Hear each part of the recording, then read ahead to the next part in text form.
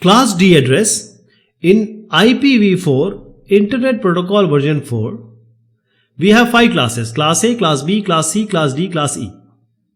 So the first octet is going to define which class you are in.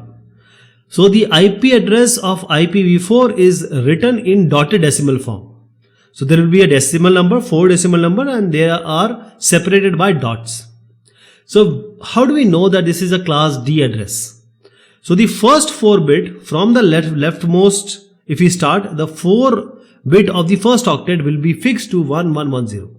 So the very first 4 bits of the first octet will be fixed or is fixed as 110. So what is the minimum? Put more zeros here, and this 1110 is fixed. So now you can have ones. All ones are the maximum. So the decimal value of this first one is 224. The last one is 239. So that means the class D has the IP address range from where?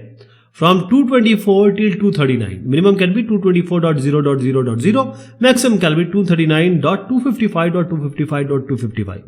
This is minimum maximum. Now you will ask for the subnet mask because we already seen A, B, C has subnet mask. But class D does not have any subnet mask. What is the special reason about that? We don't have any subnet mask for class D. Okay? Because class A has 255.x.x.x, then we have class B 255.254.x.x, like that.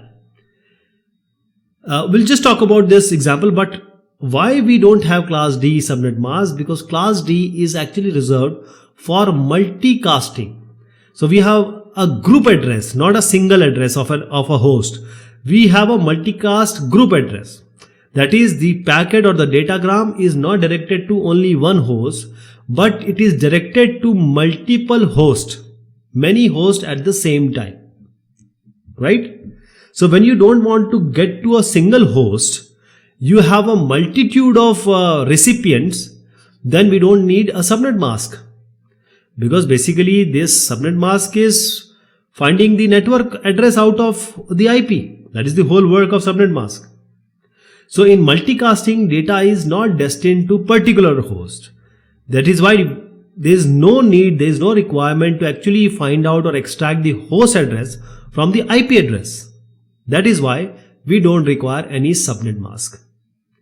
So now we have the range as 224 to 239. Now let us come to an example. So we are given 227.21.6.173. You just have to check for the first octet. 227 is belonging to 224 and 239 or not. Yes, 227 is in the range of 224 to 239. So you just don't have to worry about other octets. It is a class D IP address.